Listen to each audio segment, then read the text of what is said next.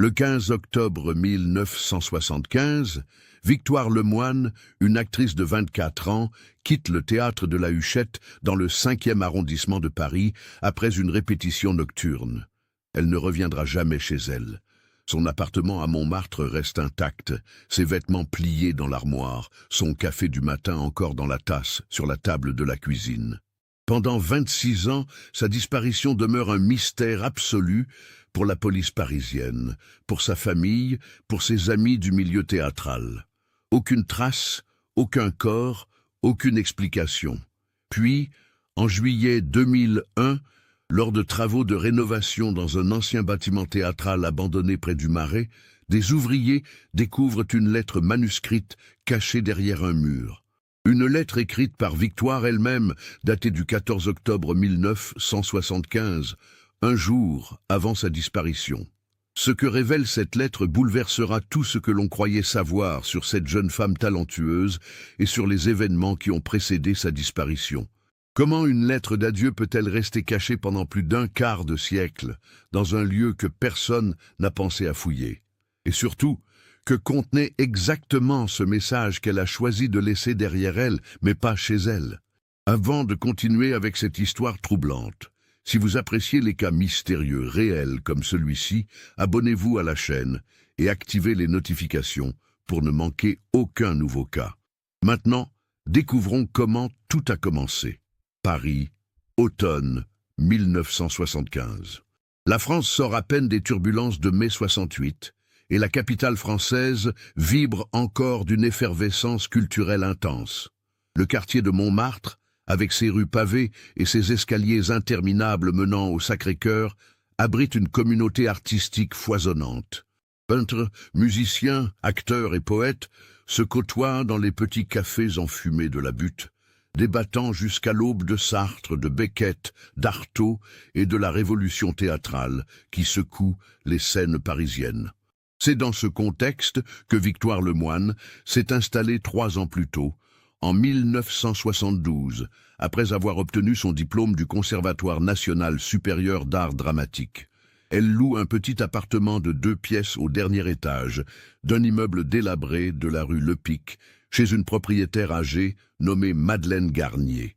L'appartement est modeste, avec une vue directe sur les toits gris de Paris, mais le loyer est abordable pour une jeune actrice qui débute sa carrière. Victoire est née le 3 mars 1951 à Rouen, en Normandie. Fille unique de Gérard Lemoine, professeur de littérature française au lycée, et de sa femme Annette, décédée d'un cancer en 1967, alors que Victoire n'avait que 16 ans. Cette perte précoce a profondément marqué la jeune fille qui s'est réfugiée dans le théâtre comme échappatoire à sa douleur. Son père, effondré par la mort de sa femme, s'est retiré progressivement du monde, se contentant d'enseigner mécaniquement ses cours et de rentrer chaque soir dans leur maison vide de Rouen. La relation entre Victoire et son père est devenue distante après le décès d'Annette. Gérard n'a jamais vraiment compris la passion dévorante de sa fille pour le théâtre. Lui qui consacrait sa vie aux textes classiques, à Racine et à Molière, voyait d'un mauvais œil l'engouement de Victoire pour le théâtre expérimental, pour les mises en scène avant-gardistes qui déconstruisaient les codes traditionnels. Leurs conversations téléphoniques hebdomadaires sont polies mais creuses, remplies de silences gênants et de phrases convenues. À Paris, Victoire s'est créée une nouvelle famille. Sa meilleure amie, Sylviane Marchand, rencontrée au conservatoire, est devenue sa confidente, sa sœur de cœur. Sylviane, également actrice, est plus pragmatique que Victoire. Elle accepte tous les rôles qu'on lui propose, des publicités aux petites pièces de boulevard, tandis que Victoire refuse systématiquement tout ce qui ne correspond pas à sa vision artistique exigeante. Cette différence d'approche crée parfois des tensions entre elles, mais leur amitié résiste à ces désaccords. Victoire mesure 1,68 m, possède de longs cheveux châtains qu'elle porte souvent attachés en chignon désordonné, et des yeux verts intenses qui captivent immédiatement quiconque croise son regard. Sur scène, elle dégage une présence magnétique, une capacité à incarner ses personnages avec une sincérité brutale qui trouble le public. Plusieurs critiques théâtraux ont remarqué son talent prometteur dans les colonnes du Monde et de Libération, la décrivant comme une actrice d'une intensité rare et une interprète qui ne triche jamais avec l'émotion. Mais ce talent s'accompagne d'une fragilité psychologique que seuls ses proches perçoivent. Victoire dort mal, fume beaucoup trop et traverse régulièrement des périodes de doute profond sur sa carrière, sur sa vie, sur le sens même de son existence. Elle tient un journal intime depuis l'adolescence, des cahiers à couverture noire où elle consigne ses pensées, ses angoisses, ses rêves et ses déceptions. Ces cahiers, elle les range soigneusement dans le tiroir de sa table de nuit. En 1975, Victoire travaille principalement avec Henri Laval, un metteur en scène de 38 ans qui dirige une petite compagnie de théâtre expérimental. Laval est une figure controversée du milieu théâtral parisien. Brillant, charismatique, mais également tyrannique et manipulateur selon certains témoignages. Il pousse ses acteurs dans leur dernier retranchement, exigeant d'eux une sincérité absolue, quitte à briser leur défense psychologique. Ces répétitions durent souvent jusqu'à minuit, dans des conditions éprouvantes qui épuisent physiquement et émotionnellement les comédiens. Victoire admire profondément Laval. Elle voit en lui un mentor, un artiste intransigeant, qui refuse les compromis commerciaux. Elle accepte ses méthodes brutales, persuadée qu'elles sont nécessaires pour atteindre la vérité artistique qu'elle recherche. Sylviane, en revanche, déteste Laval. Elle trouve ses méthodes destructrices et abusives et supplie régulièrement Victoire de quitter sa compagnie. Mais Victoire refuse d'écouter ses avertissements. Le quartier où vit Victoire, entre Montmartre et Pigalle, est animé jour et nuit. La place du Tertre attire les touristes qui se font tirer le portrait par les artistes de rue.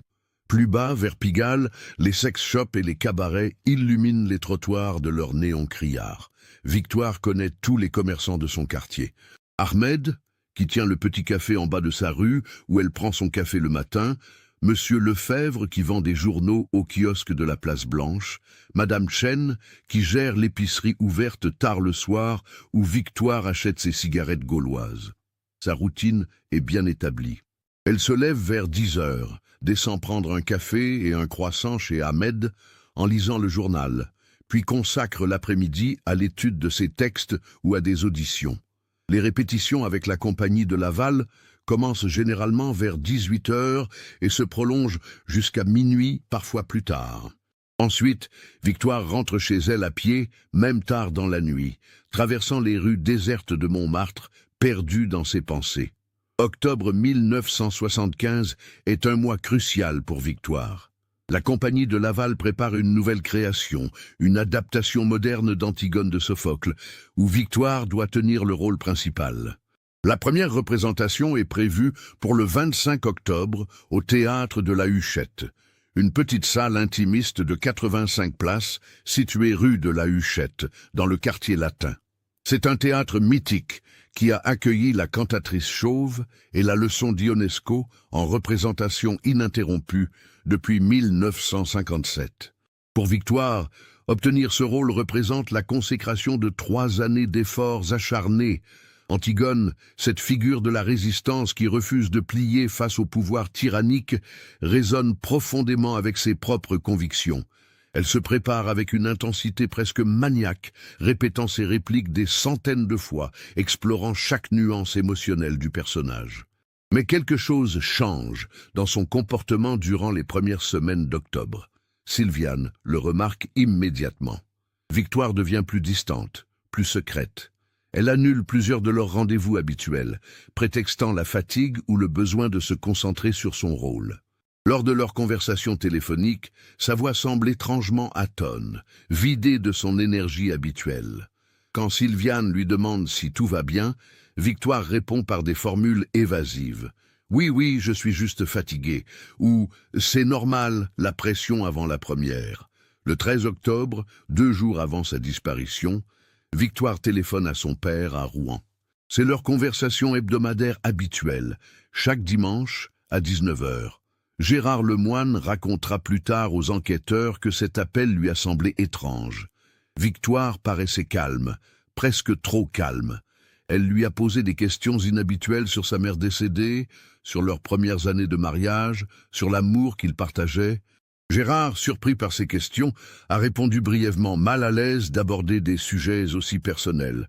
Avant de raccrocher, Victoire lui a dit « Je voulais juste te dire que je t'aime, papa, même si je ne le dis pas souvent. » Ces mots ont troublé Gérard, mais il ne les a pas interprétés comme un message d'adieu, simplement comme une manifestation d'émotion liée au stress des répétitions.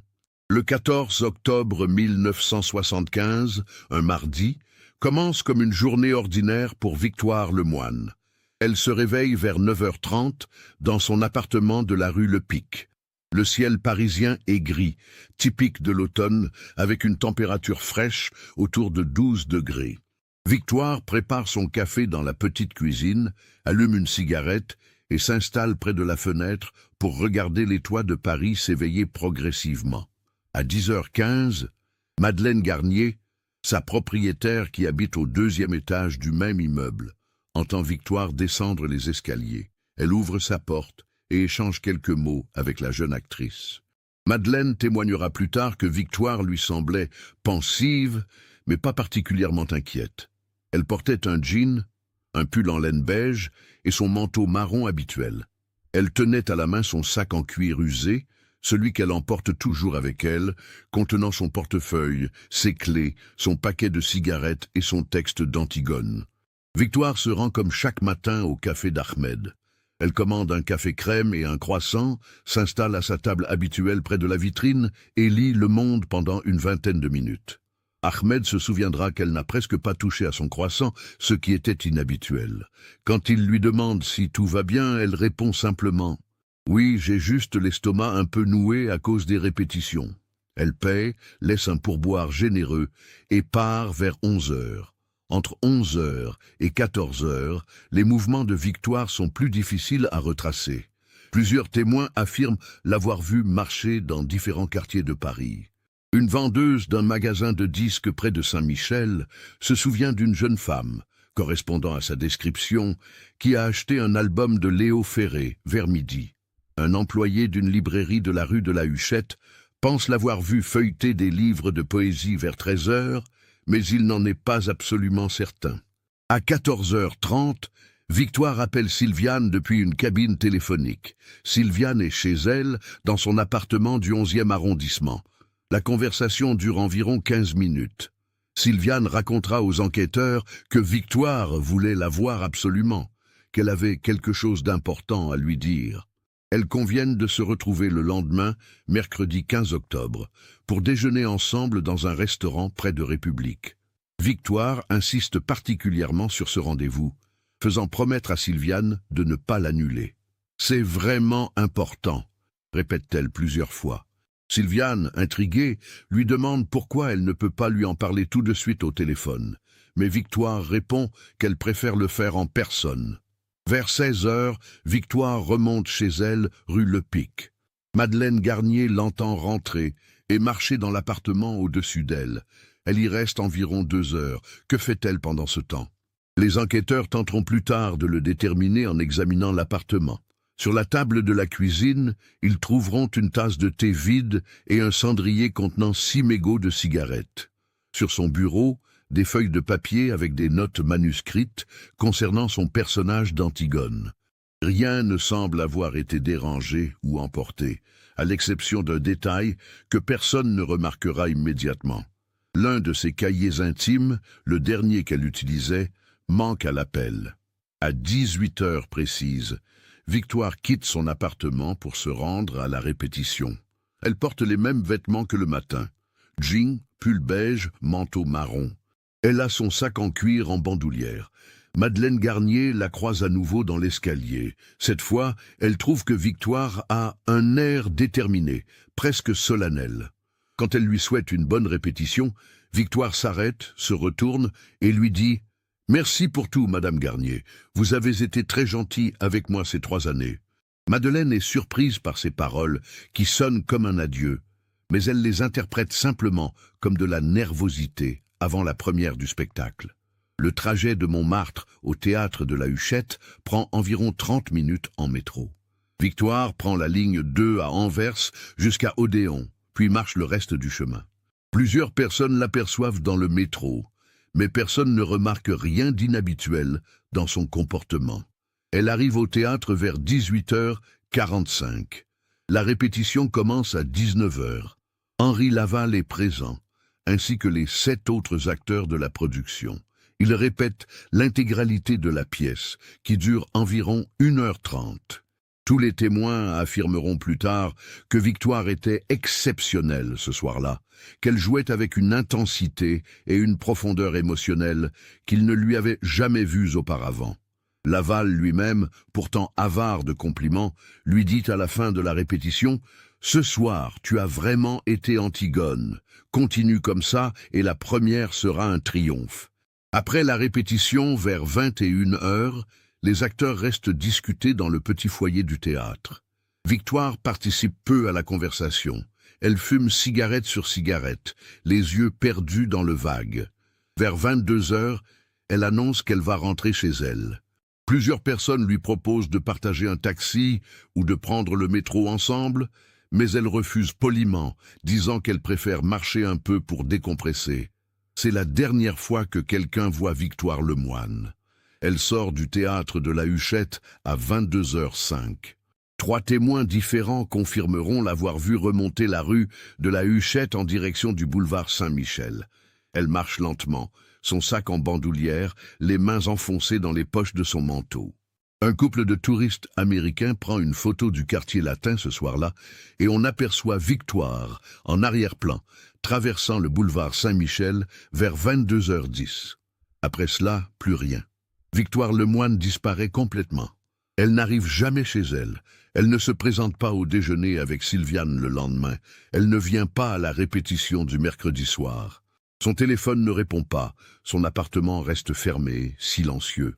Le mercredi 16 octobre, en fin d'après-midi, Sylviane commence à s'inquiéter sérieusement. Elle se rend rue Le Pic et sonne chez Madeleine Garnier. La propriétaire n'a pas vu Victoire depuis la veille au soir. Ensemble, elles montent à l'appartement de Victoire et frappent longuement à la porte. Aucune réponse. Madeleine utilise son double des clés pour ouvrir. L'appartement est exactement comme Victoire l'a laissé mardi en fin d'après-midi. Le lit est fait, les vêtements sont rangés dans l'armoire, la vaisselle du petit déjeuner est lavée et séchée dans l'égouttoir. Sur le bureau, les notes concernant Antigone. Dans le tiroir de la table de nuit, les cahiers intimes, sauf un. Pas de message, pas de lettre d'explication, pas de signe de lutte ou de départ précipité, simplement une absence inexplicable. Sylviane téléphone immédiatement à Gérard Lemoine à Rouen, puis à la police. Le commissariat du 5e arrondissement enregistre la disparition et ouvre une enquête. L'inspecteur Claude Fontaine, un policier expérimenté de 45 ans, est chargé de l'affaire. Il commence par interroger tous les proches de Victoire, tous ceux qui l'ont vue dans ces dernières heures. Les premières 48 heures d'une disparition sont cruciales. Fontaine le sait. Il mobilise ses équipes pour retrouver Victoire vivante. Mais plus les heures passent, plus l'inquiétude grandit. Une jeune femme ne disparaît pas comme ça, sans raison, sans laisser de traces. Quelque chose de grave a dû se produire entre 22h10, quand elle traverse le boulevard Saint-Michel, et le moment où elle aurait dû arriver chez elle, vers 23h30 si elle avait pris le métro normalement. Les enquêteurs passent au peigne fin le trajet habituel de Victoire. Ils interrogent les employés du métro, les chauffeurs de taxi, les commerçants encore ouverts à cette heure-là. Personne ne se souvient avoir vu une jeune femme correspondant à son signalement. C'est comme si elle s'était volatilisée dans les rues de Paris. Les jours suivant la disparition de Victoire Lemoine se transforment en semaines, puis en mois, sans qu'aucune piste concrète n'émerge. L'inspecteur Fontaine mène une investigation méthodique et approfondie, mais chaque hypothèse explorée aboutit à une impasse. L'enquête suit les protocoles standards de la police parisienne pour les personnes disparues, mais ce cas présente des particularités troublantes qui déstabilisent même un enquêteur expérimenté comme Fontaine. La première théorie explorée est celle du départ volontaire. Les statistiques montrent que la majorité des jeunes adultes qui disparaissent l'ont fait de leur propre chef, cherchant à échapper à des pressions familiales, professionnelles ou sentimentales. Mais cette hypothèse se heurte rapidement à plusieurs incohérences. Victoire n'a retiré aucune somme importante de son compte bancaire dans les jours précédant sa disparition. Son livret d'épargne, contenant environ 3 000 francs, reste intact. Elle n'a contacté aucune gare, aucune compagnie aérienne. Ses papiers d'identité, trouvés dans un tiroir de son appartement, n'ont pas été emportés. Comment partir loin sans argent ni documents? De plus, tous ceux qui connaissaient Victoire affirment qu'elle était passionnée par son rôle d'Antigone, qu'elle attendait avec impatience la première représentation prévue pour le 25 octobre. Abandonner ce projet à seulement 10 jours de la première serait complètement incohérent avec sa personnalité et ses ambitions artistiques. Sylviane insiste particulièrement sur ce point. Victoire aurait pu tout abandonner, sauf son théâtre. Le théâtre était toute sa vie, sa raison d'être. La deuxième hypothèse est celle de l'accident. Peut-être Victoire a-t-elle été victime d'un accident de la circulation, transportée inconsciente dans un hôpital où elle n'aurait pas pu s'identifier. Fontaine fait vérifier tous les hôpitaux de Paris et de la région parisienne. Aucune patiente correspondant au signalement de Victoire n'a été admise entre le 14 et le 16 octobre. Il fait également draguer plusieurs sections de la Seine, pensant à une chute accidentelle dans le fleuve. Les recherches ne révèlent rien. La troisième piste plus sombre est celle du crime, une agression, un enlèvement, un meurtre. Paris en 1975 n'est pas une ville particulièrement dangereuse, mais les agressions nocturnes existent, surtout dans certains quartiers. Le trajet entre le quartier latin et Montmartre traverse des zones moins fréquentées la nuit. Fontaine interroge longuement Henri Laval, dont la relation avec Victoire suscite des questionnements. Plusieurs acteurs de la compagnie décrivent une dynamique malsaine entre le metteur en scène et sa jeune actrice, des séances de travail qui dépassaient parfois le cadre strictement professionnel. Laval, interrogé à 3 reprises au commissariat, maintient sa version des faits. Il affirme qu'après la répétition du 14 octobre, Victoire est partie seule et qu'il ne l'a plus revue. Il reconnaît avoir eu une relation particulière avec elle, une connexion artistique intense, mais nie toute implication sentimentale ou physique. Je l'admirais en tant qu'actrice. C'était une immense comédienne en devenir, mais rien de plus, insiste-t-il.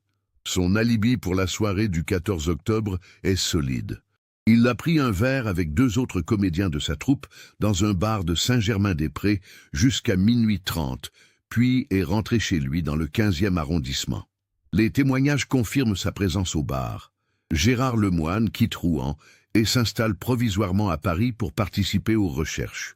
Le choc de la disparition de sa fille le transforme du jour au lendemain. Cet homme effacé, qui s'était retiré du monde après la mort de sa femme, retrouve soudain une énergie farouche. Il imprime des milliers d'affiches avec la photo de Victoire et les placarde dans tout Paris. Il distribue des tracts dans les gares, dans le métro, devant les théâtres. Il passe des petites annonces dans les journaux, offrant une récompense pour toute information menant à retrouver sa fille. Sylviane arrête complètement de jouer. Elle ne peut plus monter sur scène sans penser à son amie disparue. Chaque répétition, chaque représentation lui rappelle Victoire. Elle passe ses journées à aider Gérard dans ses recherches, à coller des affiches, à interroger les passants. Elle se sent terriblement coupable de ne pas avoir insisté davantage pour voir Victoire le 14 octobre, de ne pas avoir compris que son amie traversait peut-être une crise grave. « Si seulement j'avais compris qu'elle avait vraiment besoin de moi ce jour-là », répète-t-elle sans cesse aux enquêteurs.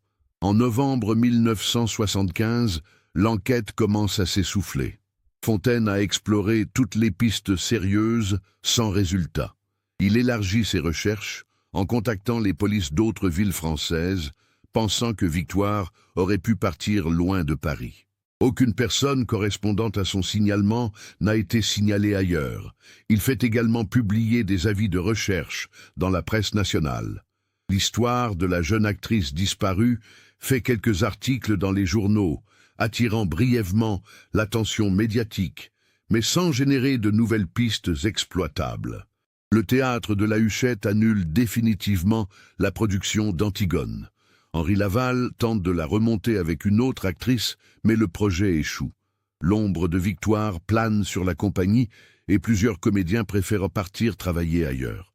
Laval lui-même traverse une période difficile, sa réputation entachée par les soupçons qui pèsent sur lui, même si rien ne peut être prouvé.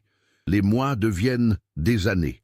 1976, 1977, 1978, Gérard Lemoine refuse d'abandonner. Il retourne vivre à Rouen, mais consacre tous ses week-ends à venir à Paris pour suivre ses recherches. Il vieillit prématurément. Ses cheveux deviennent blancs, son visage se creuse. Il prend sa retraite anticipée en 1979 pour se consacrer entièrement à retrouver sa fille. Il contacte des médiums, des voyants, des groupes de soutien pour familles de personnes disparues. Certains lui donnent de faux espoirs, prétendant avoir des visions de Victoire vivant dans le sud de la France, en Belgique, en Suisse. Chaque fois, ces pistes se révèlent être des impasses cruelles. Sylviane, de son côté, essaie de reconstruire sa vie. En 1978, elle abandonne définitivement le théâtre et trouve un emploi administratif dans une mairie du 11e arrondissement. Elle se marie en 1980 avec un homme qu'elle a rencontré par des amis communs, un comptable nommé Alain qui n'a jamais connu Victoire. Elle lui parle rarement de son ami disparu, gardant cette douleur enfouie au plus profond d'elle-même. Ils ont 2 enfants, en 1982 et en 1984. Sylviane construit une existence stable, ordinaire, mais une partie d'elle-même reste figée en octobre 1975, dans cette attente sans fin de nouvelles de Victoire. L'inspecteur Fontaine prend sa retraite en 1987. Le dossier de Victoire Lemoine reste officiellement ouvert, mais aucun enquêteur actif ne travaille plus dessus. C'est devenu un cold case, un de ces mystères non résolus qui s'accumulent dans les archives de la police parisienne. Fontaine, même retraité, pense encore régulièrement à cette affaire qui l'a hanté pendant 12 ans. Il a développé sa propre théorie. Victoire aurait rencontré quelqu'un ce soir-là, entre le quartier latin et Montmartre, quelqu'un qu'elle connaissait peut-être, qui l'aurait convaincu de le suivre. Ensuite, quelque chose aurait mal tourné. Mais sans corps, sans témoin, sans preuve matérielle, cette théorie reste une simple spéculation. L'appartement de la rue Le Pic reste inoccupé pendant plusieurs années.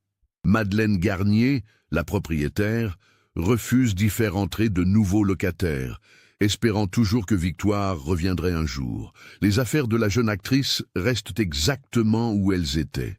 Ses vêtements dans l'armoire, ses livres sur les étagères, ses cahiers intimes dans le tiroir. C'est comme un sanctuaire figé dans le temps.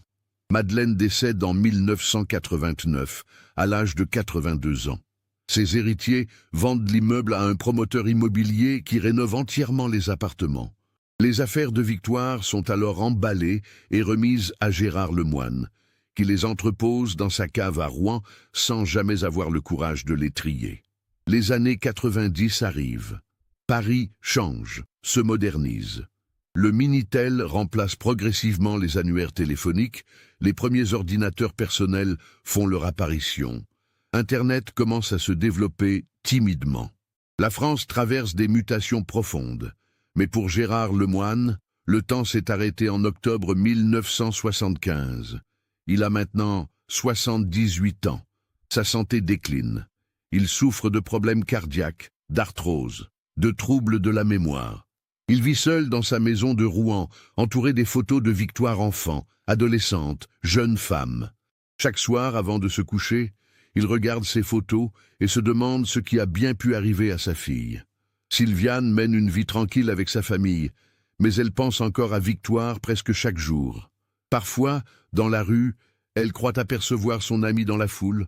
Son cœur s'accélère, elle se retourne brusquement, mais ce n'est jamais elle.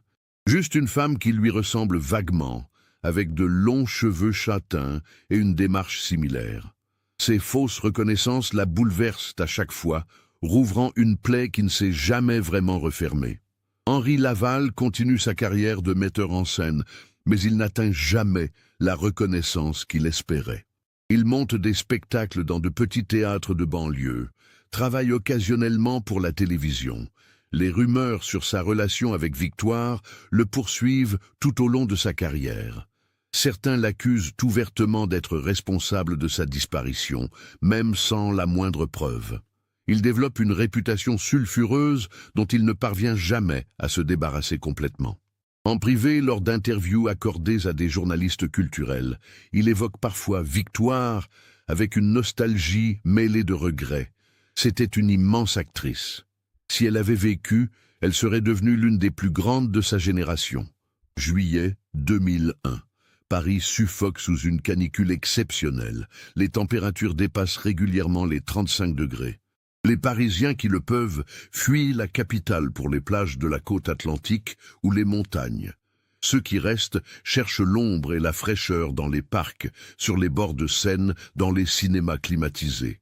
Dans le Marais, un quartier historique du centre de Paris, une équipe d'ouvriers du bâtiment travaille sur la rénovation d'un ancien immeuble de la rue des Rosiers. Le bâtiment construit au XVIIe siècle a abrité successivement un atelier d'artisans, un entrepôt de tissus, puis dans les années 60 et 70, un petit théâtre expérimental aujourd'hui fermé depuis 25 ans. Le nouveau propriétaire, un promoteur immobilier, projette d'y créer des appartements de luxe. Les travaux de démolition intérieure ont commencé en juin. Le 23 juillet 2001, un lundi matin, 3 ouvriers travaillent dans ce qui était autrefois la salle principale du théâtre. Ils abattent des cloisons pour créer des espaces plus grands. L'un d'eux, Karim Benziane, 32 ans, attaque au marteau-piqueur un mur qui sépare l'ancienne scène des coulisses. Le mur s'effondre dans un nuage de poussière et de plâtre. Derrière, une petite cavité apparaît, une sorte de double paroi qui n'était pas visible de l'extérieur. Karim éteint son marteau-piqueur et s'approche de la cavité. Il distingue quelque chose dans l'espace étroit entre les deux murs. Il appelle ses collègues.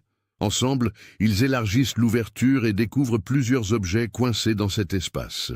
Un vieux sac en cuir usé, couvert de poussière et de débris de plâtre. Les ouvriers sortent le sac avec précaution et l'ouvrent. À l'intérieur, ils trouvent un portefeuille contenant une carte d'identité au nom de Victoire Lemoine, née le 3 mars 1951, avec une photo de la jeune femme. Il y a également un paquet de cigarettes gauloises, presque vides, un briquet, quelques pièces de monnaie, et surtout, un cahier à couverture noire, celui que Victoire utilisait comme journal intime et qui manquait dans son appartement. Karim feuillette rapidement le cahier. Les premières pages contiennent des entrées datées de septembre et octobre 1975. La dernière entrée est particulièrement longue, écrite sur plusieurs pages, datée du 14 octobre 1975. Ce n'est pas vraiment une entrée de journal classique. C'est une lettre d'adieu. Karim comprend immédiatement qu'il vient de découvrir quelque chose d'important, potentiellement lié à une affaire criminelle ou à une disparition ancienne. Il appelle immédiatement le contremaître du chantier, qui contacte la police. En début d'après-midi, 2 inspecteurs de la brigade criminelle arrivent sur place. Ils sécurisent la zone, photographient la découverte in situ, puis emportent le sac et son contenu pour analyse. La carte d'identité de Victoire Lemoine permet d'établir rapidement un lien avec le dossier de disparition de 1975. Les fichiers de la police indiquent que le dossier est toujours techniquement ouvert, classé en cold case. L'inspecteur Claude Fontaine, qui avait dirigé l'enquête initiale, est décédé en 1997. Mais ses notes et ses rapports sont conservés aux archives. Les nouveaux enquêteurs, sous la direction de la commandante Isabelle Mercier, 43 ans, se plongent dans l'ancien dossier pour comprendre le contexte. Ils contactent immédiatement Gérard Lemoine à Rouen. Le vieil homme, maintenant âgé de 78 ans, apprend avec stupéfaction que les affaires de sa fille ont été retrouvées après 26 ans. Il prend le train pour Paris le jour même.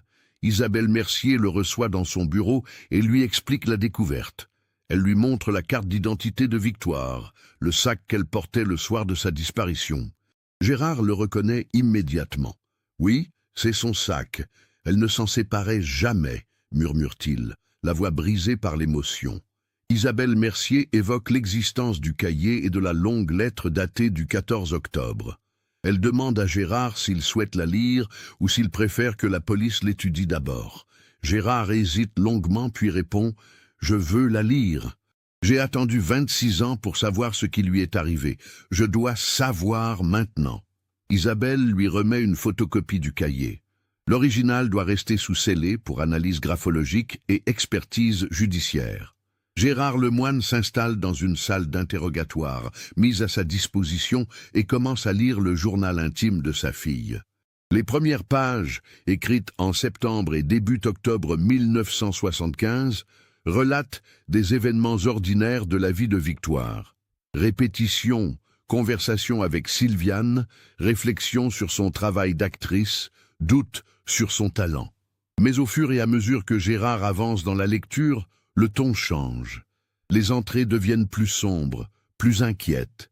Le 1er septembre, Victoire écrit « Henri devient de plus en plus exigeant.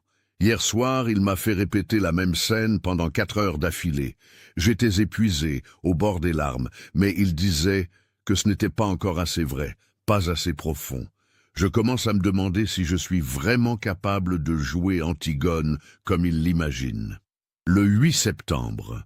Sylviane me supplie de quitter la compagnie d'Henri. Elle dit qu'il me détruit psychologiquement. Peut-être a-t-elle raison. Mais comment abandonner maintenant, alors que je suis si proche de jouer le rôle de ma vie? Antigone, c'est tout ce que j'ai toujours voulu être. Une femme qui refuse de se soumettre, qui reste fidèle à ses convictions jusqu'au bout. Le 20 septembre. Quelque chose d'étrange se passe. J'ai l'impression qu'Henri ne s'intéresse plus seulement à mon travail d'actrice. Il me pose des questions très personnelles sur ma vie, sur mes relations, sur mes peurs les plus profondes. Il dit que pour jouer Antigone, je dois être capable de tout sacrifier, même ma propre vie si nécessaire. Ces paroles me troublent.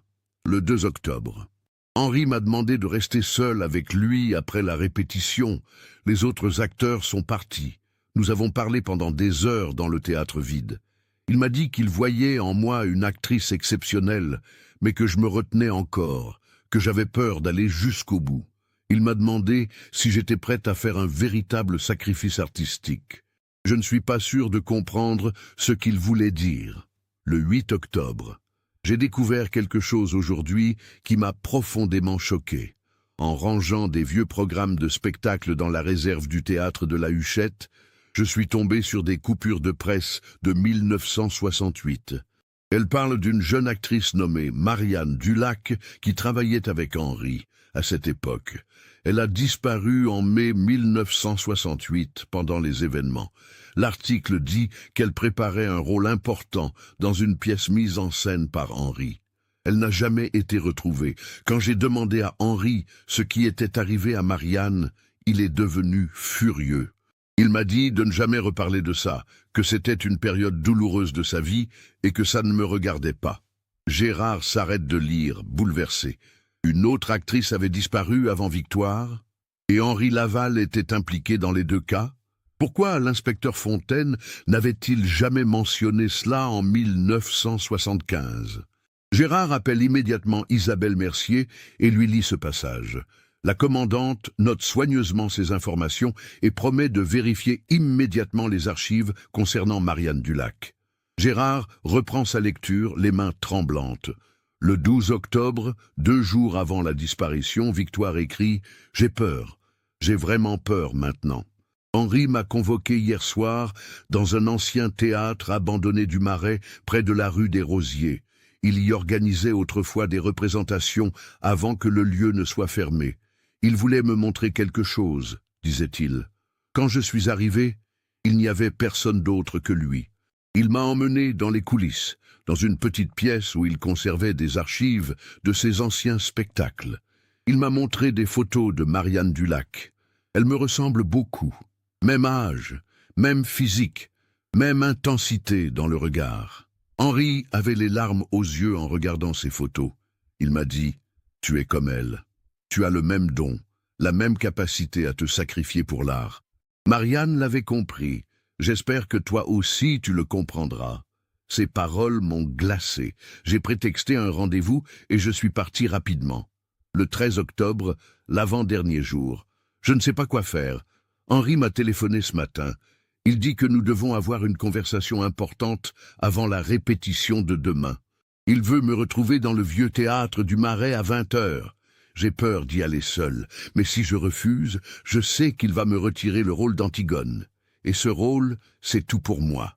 J'ai appelé papa ce soir. J'avais besoin d'entendre sa voix, de me reconnecter à ma famille, à quelque chose de solide et de réel.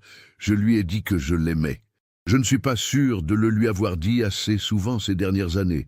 Puis vient la dernière entrée, celle du 14 octobre 1975, écrite l'après-midi même de la disparition. C'est une longue lettre, rédigée sur 6 pages, d'une écriture parfois tremblante mais toujours lisible. Gérard commence à la lire, et chaque mot lui transperce le cœur.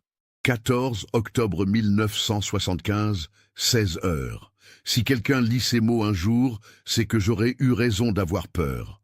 C'est que quelque chose de terrible me sera arrivé. Je veux que la vérité soit connue, même si personne ne la trouve avant longtemps. Je veux que papa sache que je l'aimais, malgré la distance qui s'était installée entre nous. Je veux que Sylviane sache qu'elle était la meilleure amie que j'aurais pu espérer. Ce soir, après la répétition au théâtre de la Huchette, je dois retrouver Henri Laval dans l'ancien théâtre du Marais, rue des Rosiers. Il a insisté pour que je vienne seul, que personne ne sache. Il dit avoir quelque chose d'important à me révéler sur Antigone, sur le vrai sens du sacrifice qu'elle accomplit dans la pièce. Ces mots au téléphone ce matin m'ont glacé. Antigone ne refuse pas seulement d'obéir à Créon. Elle choisit consciemment la mort plutôt que de vivre dans un monde qui trahit ses valeurs. C'est le plus grand geste artistique qui soit. Et toi, Victoire, es-tu prête à aller jusque-là pour ton art? J'ai fait des recherches ces derniers jours sur Marianne Dulac. J'ai retrouvé d'anciens articles de journaux à la Bibliothèque nationale. Elle avait 23 ans quand elle a disparu en mai 1968. Elle préparait le rôle d'Ophélie dans Hamlet, mise en scène par Henri. Les témoignages de l'époque disent qu'elle était totalement dévouée à Henri, qu'elle ferait n'importe quoi pour lui plaire. Elle a disparu le 28 mai 1968, en pleine période des barricades et des manifestations. La police a pensé qu'elle avait été victime des violences de cette période troublée, peut-être tuée accidentellement lors d'affrontements. Son corps n'a jamais été retrouvé. L'enquête a été rapidement abandonnée, noyée dans le chaos des événements de mai 68. Mais j'ai aussi trouvé autre chose. Dans les archives du théâtre de la Huchette, j'ai découvert qu'Henri avait une théorie très particulière sur le théâtre. Il croyait que pour atteindre la vérité absolue sur scène, un acteur devait être prêt à mourir réellement dans son rôle. Pas métaphoriquement, réellement. Il parlait d'un théâtre sacrificiel, où la frontière entre fiction et réalité s'effacerait complètement. Ses collègues de l'époque trouvaient ces idées dangereuses et dérangeantes, mais personne n'a jamais osé le confronter ouvertement. Je pense qu'Henri a poussé Marianne à accomplir ce sacrifice. Je pense qu'il l'a convaincue que mourir dans son rôle d'Ophélie serait le geste artistique ultime. Et maintenant, je crois qu'il veut la même chose de moi avec Antigone. Dans la pièce, Antigone se pend dans sa prison. Est-ce qu'Henri veut que je fasse la même chose? Est-ce qu'il pense vraiment qu'une actrice doit mourir pour que l'art atteigne sa perfection? J'ai peur, mais je dois y aller. Je dois savoir jusqu'où Henri est prêt à aller. Et si mes craintes sont fondées, si Henri est vraiment dangereux, alors ce journal sera la seule preuve. Je vais le cacher dans le vieux théâtre, dans un endroit où Henri ne pensera jamais à chercher. J'ai repéré une double paroi dans les coulisses, derrière la scène. Si quelque chose m'arrive, j'espère que quelqu'un le trouvera un jour. Je vais à la répétition maintenant. Ensuite, j'irai au rendez-vous avec Henri. Je me dis que peut-être je me trompe, que peut-être Henri veut simplement discuter du spectacle, que ma paranoïa me fait voir des dangers qui n'existent pas. Mais au fond de moi, je sais que quelque chose ne va pas. Je le sens dans ma chair, dans mes os. Si je ne reviens pas, si personne ne me revoit après ce soir, cherchez Henri Laval. Cherchez ce qui est arrivé à Marianne Dulac. La vérité est là, dans ces 2 disparitions. Je ne veux pas que mon père souffre sans savoir. Je ne veux pas que Sylviane se sente coupable. Ce n'est la faute de personne, sauf peut-être la mienne, d'avoir été trop naïve, trop passionnée, trop désireuse de plaire à mon mentor. Je laisse ces mots comme testament, comme dernière trace de Victoire Lemoine, actrice, qui voulait juste jouer Antigone et qui a peut-être signé son arrêt de mort en acceptant ce rôle. Je vous aime tous. Papa, pardonne-moi de ne pas avoir été une meilleure fille. Sylviane, continue à vivre pleinement, ne te laisse jamais consumer par le doute comme moi. Et vous tous qui lirez ces lignes un jour, méfiez-vous de ceux qui demandent des sacrifices au nom de l'art. L'art doit célébrer la vie, pas la détruire. Victoire. Gérard termine la lecture, les larmes coulant librement sur ses joues. Il comprend enfin. Sa fille savait qu'elle était en danger. Elle avait découvert la vérité sur Henri Laval. Et elle a quand même choisi d'aller à ce rendez-vous, peut-être par courage, peut-être par naïveté, peut-être par cette même obstination qui caractérisait Antigone elle-même. Il sort précipitamment de la salle et trouve Isabelle Mercier dans son bureau. « Il faut arrêter Henri Laval immédiatement », dit-il d'une voix tremblante. « Il a tué ma fille, et il a probablement tué Marianne Dulac avant elle. » Isabelle lit rapidement la lettre et mobilise immédiatement son équipe. En quelques heures, les enquêteurs exhument le vieux dossier de la disparition de Marianne Dulac en 1968. Effectivement, Henri Laval était la dernière personne à l'avoir vue vivante. Mais avec le chaos de mai 68, l'enquête avait été bâclée et Laval n'avait jamais été sérieusement suspecté. Les policiers se rendent au domicile d'Henri Laval dans le 15e arrondissement. L'homme a maintenant 64 ans. Il a pris sa retraite du théâtre depuis 5 ans et vit seul dans un petit appartement encombré de livres, de photographies et de souvenirs de ses productions passées. Quand les policiers sonnent à sa porte et lui annoncent qu'ils ont retrouvé le journal de Victoire Lemoine, son visage devient livide. Au commissariat, Henri Laval est interrogé pendant des heures. Face aux accusations, il commence par nier farouchement. Puis, progressivement, devant l'évidence de la lettre de Victoire et les incohérences dans ses déclarations de 1975, il finit par craquer. Mais sa confession n'est pas celle que tout le monde attend. « Vous ne comprenez pas », répète-t-il sans cesse. « Je n'ai jamais voulu leur faire du mal. Je voulais créer de l'art absolu, de l'art qui transcende la vie quotidienne. » Marianne le comprenait. Victoire aussi au début. Mais elles ont eu peur au dernier moment. Elles ont refusé d'aller jusqu'au bout. Henri explique qu'effectivement, il avait développé une théorie du théâtre sacrificiel. Il était convaincu qu'une actrice qui accepterait de mourir réellement dans son rôle créerait une œuvre d'art immortelle, un moment de vérité absolue qui marquerait à jamais l'histoire du théâtre.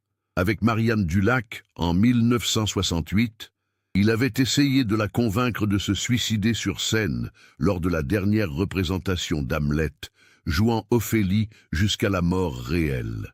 Mais Marianne, terrifiée, avait refusé et menacé de dénoncer Henri à la police. « Que s'est-il passé ensuite avec Marianne » demande Isabelle Mercier. Henri baisse les yeux. « Nous nous sommes disputés violemment dans le vieux théâtre du Marais, le soir du 28 mai 68. Elle voulait partir, quitter ma compagnie, révéler mes théories à tous. J'ai paniqué. Je l'ai attrapée par le bras pour la retenir.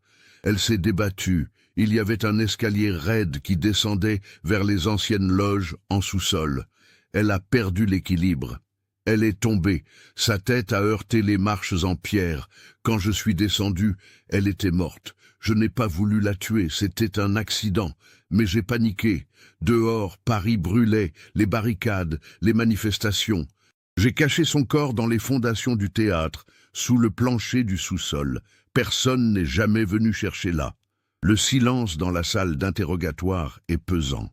Isabelle reprend. Et Victoire Lemoine? Qu'est-il arrivé à Victoire? Henri se redresse légèrement. Avec Victoire, j'ai essayé la même chose. Je voyais en elle une nouvelle Marianne, une actrice capable de comprendre ma vision. Je lui ai parlé du sacrifice d'Antigone, du sens profond de son geste. Je l'ai invitée au vieux théâtre du Marais le 14 octobre, après la répétition. Mais Victoire n'est jamais venue au rendez-vous. Cette affirmation stupéfie les enquêteurs. « Comment ça, elle n'est jamais venue ?» demande Isabelle. Henri hoche la tête. J'ai attendu dans le théâtre abandonné de 20h jusqu'à 23h. Victoire n'est jamais apparue. J'ai pensé qu'elle avait eu peur, qu'elle avait compris mes intentions et décidé de fuir. J'étais furieux, mais aussi soulagé. Après ce qui s'était passé avec Marianne, je n'étais plus sûr de vouloir recommencer.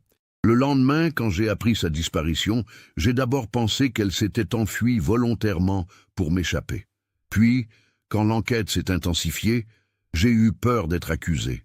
Alors je me suis tu. Je n'ai jamais révélé notre rendez-vous prévu ce soir-là. Les enquêteurs vérifient minutieusement cette version. Henri accepte de les conduire dans le sous-sol du vieux théâtre du Marais, désormais en cours de rénovation. Avec l'aide d'une équipe technique et de chiens spécialisés, ils découvrent effectivement des restes humains enterrés sous l'ancien plancher du sous-sol. Les analyses ADN, comparées à des échantillons prélevés sur les affaires conservées de Marianne Dulac, confirment qu'il s'agit bien d'elle.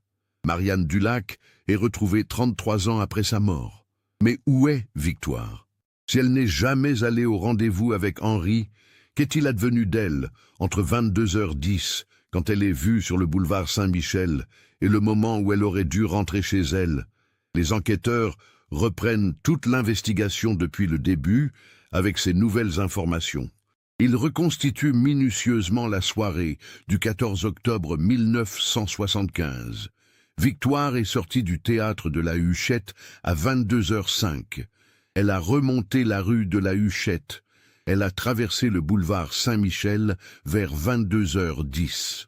Ensuite, son trajet habituel aurait dû la mener vers la station de métro Odéon pour prendre la ligne 4 jusqu'à Anvers, puis marcher jusqu'à son appartement rue Le Pic. Mais personne ne l'a vue dans le métro ce soir-là.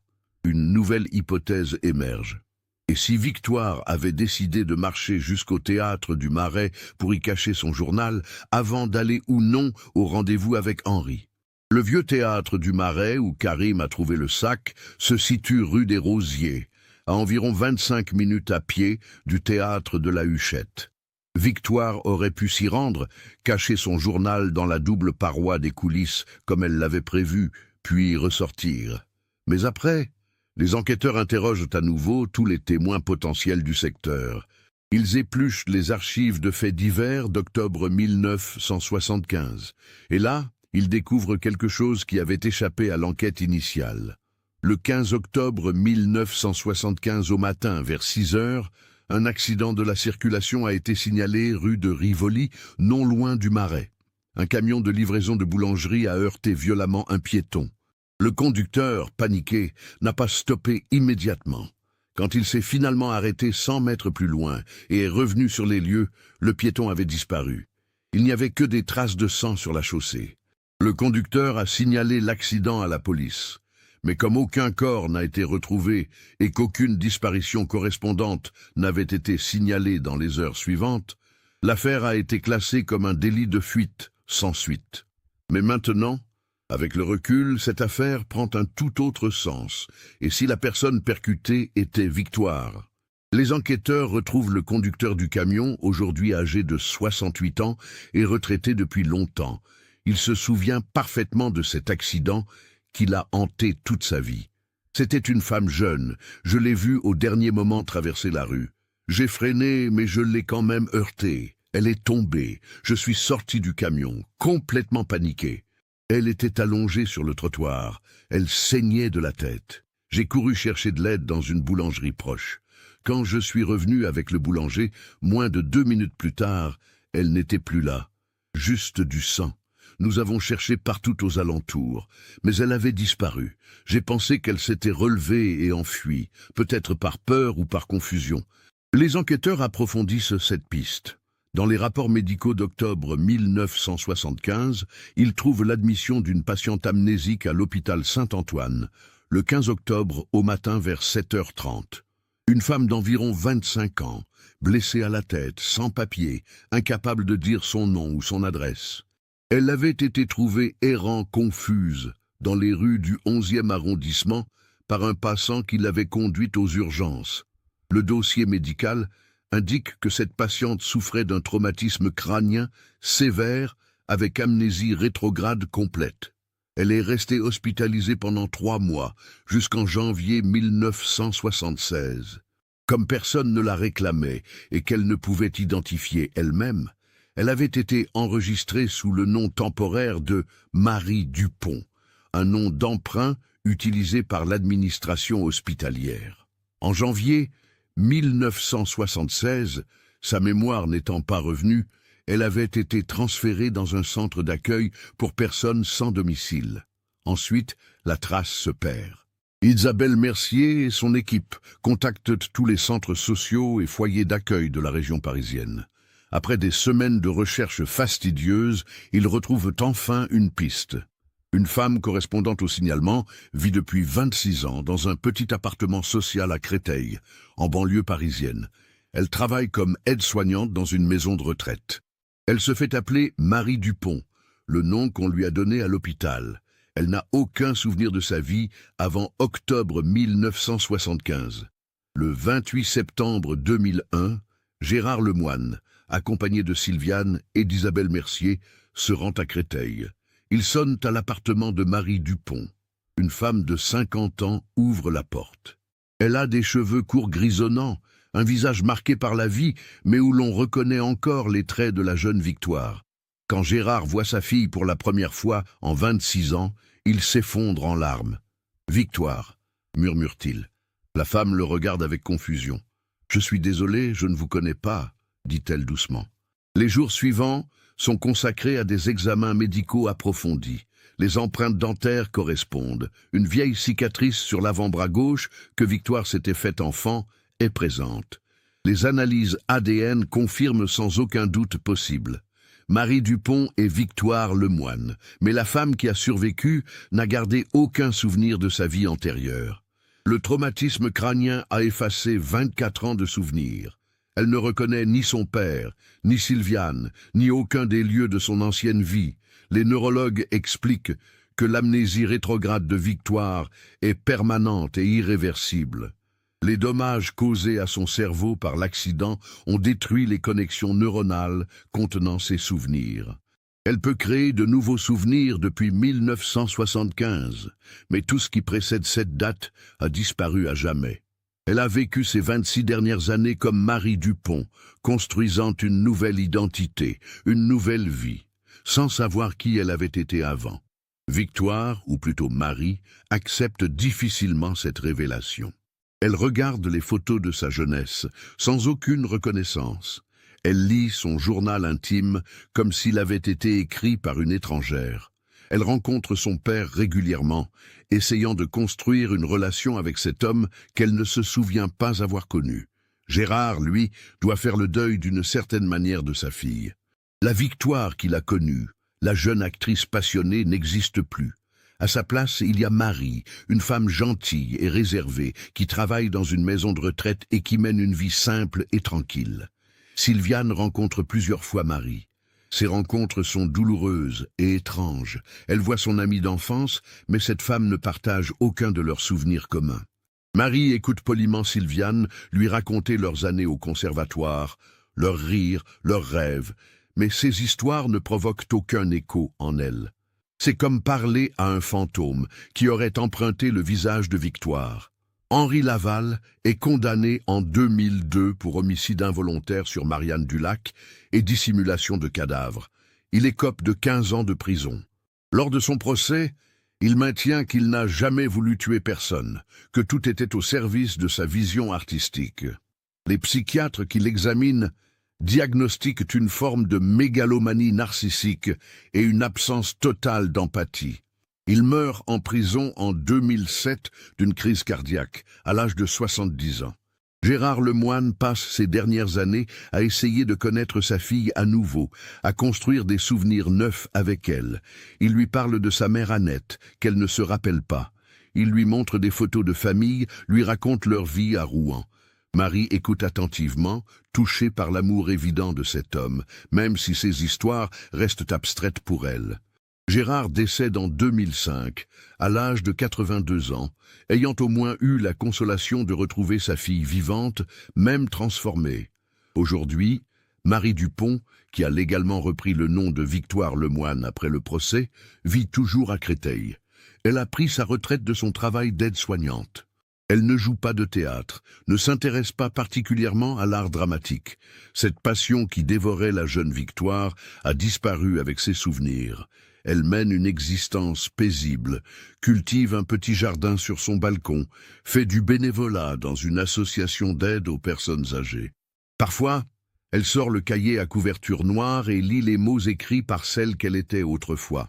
Ces mots la troublent, lui donnent l'impression de lire le journal d'une sœur inconnue, brillante et tourmentée, dont elle a hérité l'apparence sans en posséder l'âme. Ce cas nous montre à quel point le destin peut être cruel et imprévisible. Victoire Lemoine n'a finalement jamais été assassinée par Henri Laval comme elle le craignait. Elle a été victime d'un simple accident de la circulation, un banal délit de fuite qui lui a volé non pas sa vie, mais son identité entière. Elle a survécu physiquement pendant que tout le monde la cherchait, vivant à quelques kilomètres seulement de ses proches, sans que personne ne fasse le lien. Son journal, caché dans ce vieux théâtre, est resté 26 ans muré dans l'obscurité avant de révéler une vérité que personne n'aurait pu imaginer. Qu'en pensez-vous? Aviez-vous anticipé ce dénouement?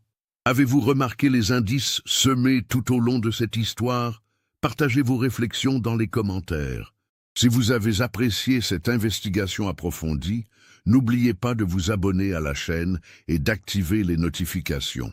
Laissez un like si cette histoire vous a touché et partagez-la avec quelqu'un qui s'intéresse également aux mystères résolus de façon inattendue.